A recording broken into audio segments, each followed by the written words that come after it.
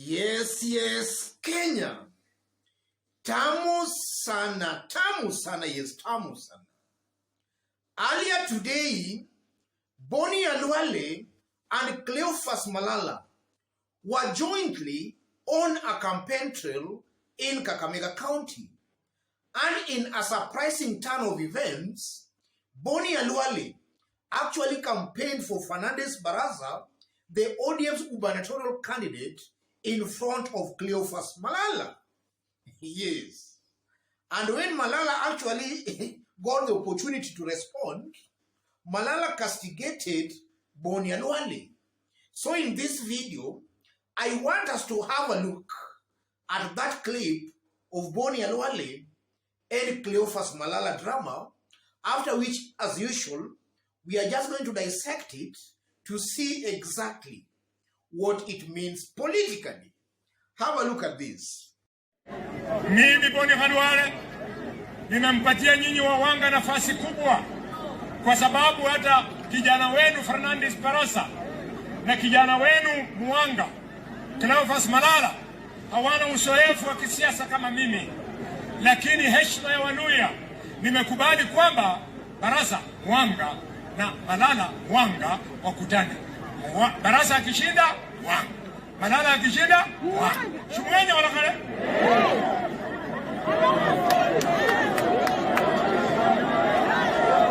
Vijana, I want mature politics.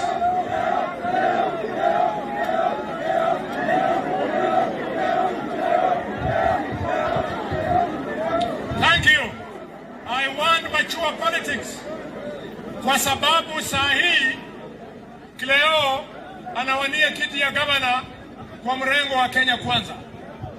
Lakini akishinda atakuwa gavana sio wa Kenya Kwanza, atakuwa gavana wa Kakamega.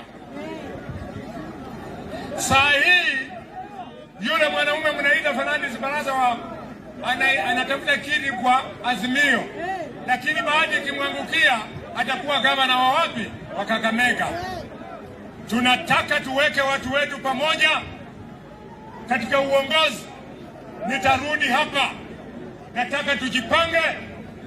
Vile heshima imeangukia nyumba ya wawanga kwa ugavana na kiti ingine ya senata, nyinyi wenyewe nyinyi mwenyewe senata wa Kakamega Rebina mwenyewe mnataka mimi kabisa.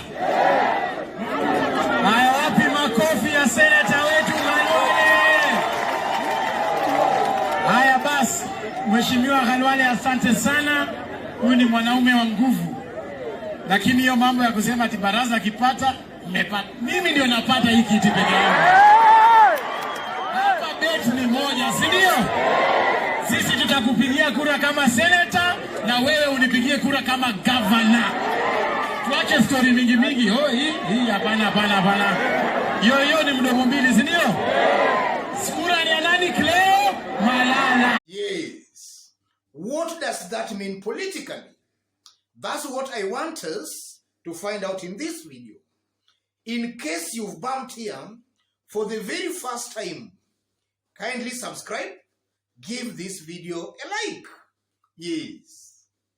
From that incident of today, I'm seeing total confusion in Kenya Kwanza Alliance and specifically in Kakamega County. And that confusion is as a result of the ground. Bonny and Cleophas Malala are going contrary to the popular wish of residents of Kakamega. And that is what is actually causing that confusion. Bonny being a seasoned politician, already has studied the ground very well. He knows the ground in Kakamega is pro-Fernandes Baraza as far as gubernatorial seat is concerned. So Bonny just wants to swim with that current. He does not want to go contrary or rather against that flow. That is exactly what is happening here. So Bonny is just cleverly hanging Cleophas Malala to dry. That's one thing I'm seeing here. Yes. Secondly, the mere fact that Bonny Khalwale is confirming that Fernandes Baraza is a wanga, same to Cleophas Malala, that exposes the lies and propaganda in Kenya Kwanza Alliance. Some leaders in Kenya Kwanza Alliance from Western, the likes of Didmas Baraza, are on record stating clearly well that Fernandes Baraza is a bukusu. Yes, that it does not come from Kakamega. Bonny Khalwale is just confirming that Fernandes Baraza is a wanga and actually he comes from Matungu in Kakamega. That exposes the lies and propaganda among some leaders in Kenya Kwanza Alliance. And again, it exposes Baraza, not Baraza I mean, Cleophas Malala, as another liar. Malala is also on record branding, or rather saying, that Fernandes Baraza and the current governor, Oparanya, are actually related. In fact, Malala sometimes has also been insinuating that Oparanya and Fernandes Baraza are from the same clan. We know that Oparanya is not actually a wanga.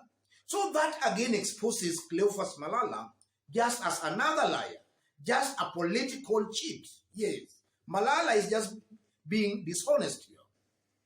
And then the mere fact again that Cleophas Malala is actually campaigning for Khalwale's senatorial bid, while Bonny Khalwale is not campaigning directly for Cleophas Malala, just exposes the political naivety of Cleophas Malala.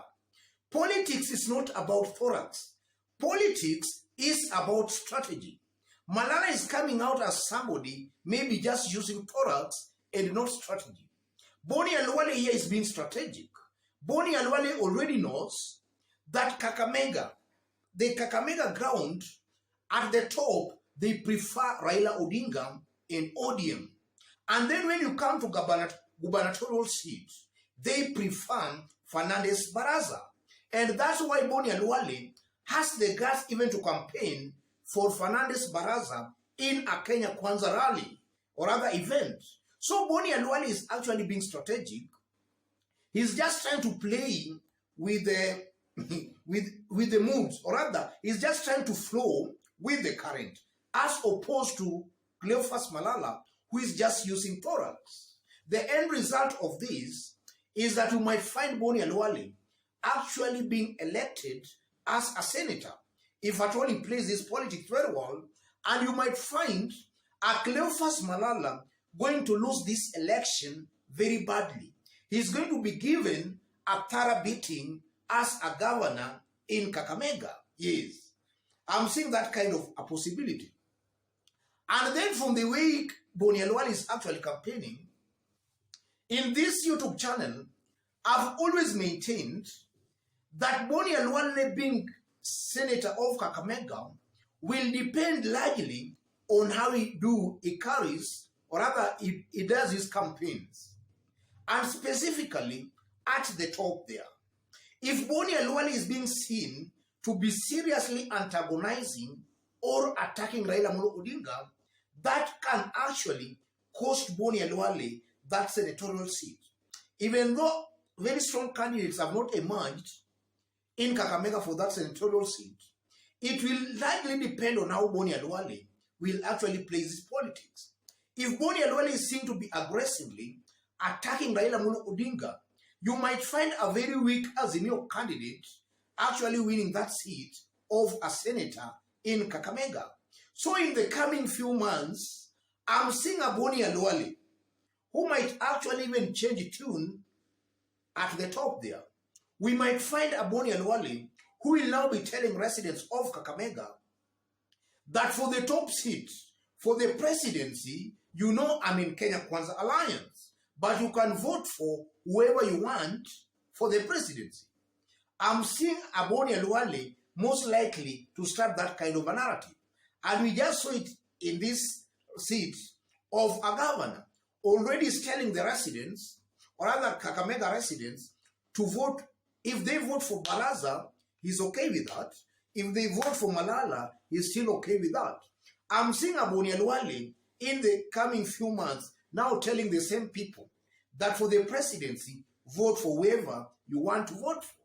I'm seeing such kind of a scenario.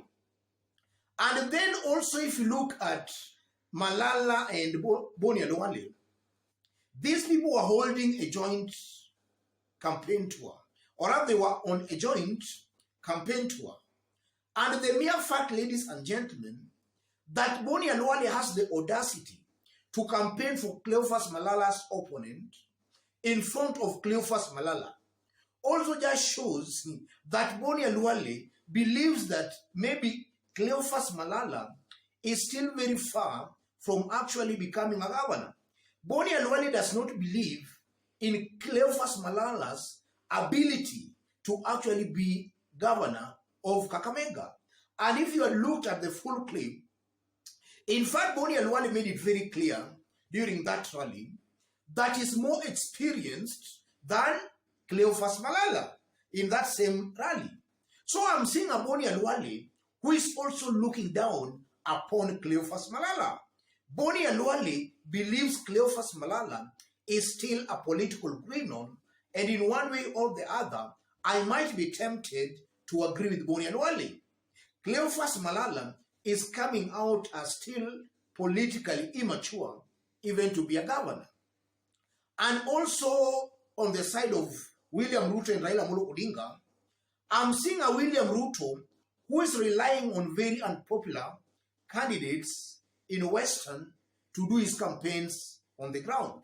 Because you can see clearly that the mere fact that William Ruto and his team settled on Cleophas Malala, in their own estimation, maybe, they believe that Cleophas Malala was the stronger candidate between Bonny and Cleophas Malala. William Ruto and his team believed that Malala was the stronger candidate.